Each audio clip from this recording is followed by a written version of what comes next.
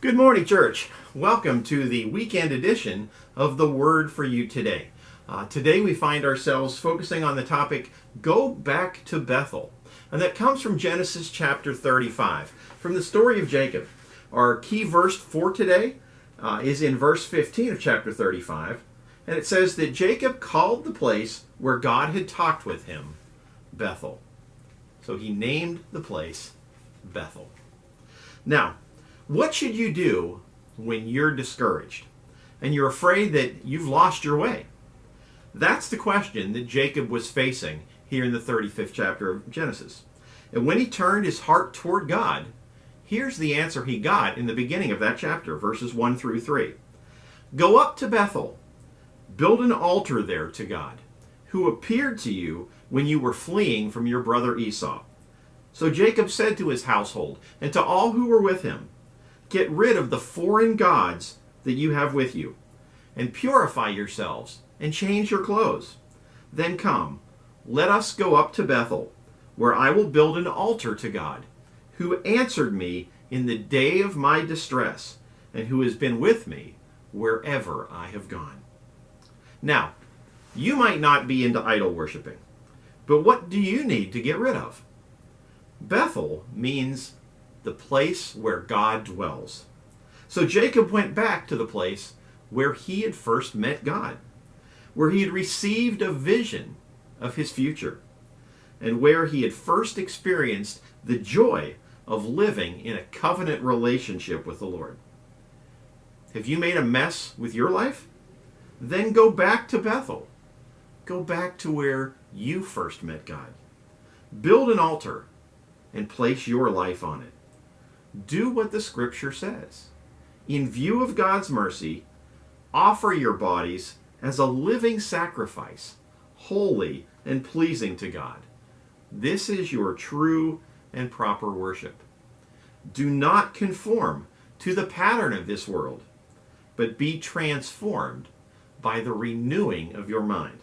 Then you will be able to test and approve what God's will is, his good, pleasing, and perfect will.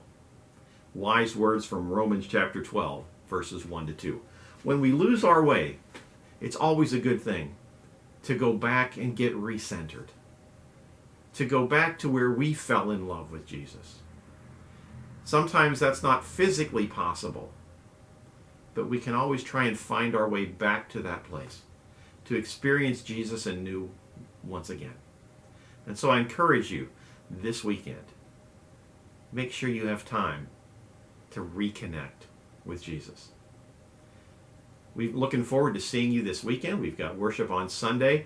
This Sunday, a very special day as we remember those who have passed in the past year, who were part of our church family. Also, we will be having communion together this Sunday. In addition to that, we will be streaming both of our services online as usual, and so we continue to do that. We are getting ready for Operation Christmas Child.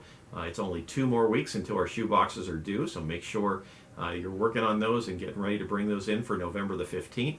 I also want to remind people that we have our packing party for Operation Christmas Child that will take place on Saturday, November the 14th. We'll start at 9 a.m., and our goal is to come out with 600 boxes that day. And so we hope you'll plan on being a part of that. So there's a lot going on in the life of the Village Church, and we're so glad you are a part of it, and we look forward to seeing you this weekend. So I want to remind you also that this is our weekend edition, which means no word for you today on Saturday and Sunday.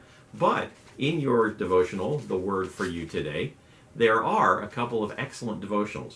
One tomorrow for when your family doesn't understand you. Great devotion. And then on Sunday, one on approval addiction. So even though we're gone for a few hours from each other, don't disconnect from God. Stay in the Word, because the Word is for you today, and the Word is for you every day. Have a blessed weekend. Treat the kids that come to your house with love and care. They've had a tough year too, so hand out lots of candy and have a wonderful weekend. I love you, church. Bye-bye.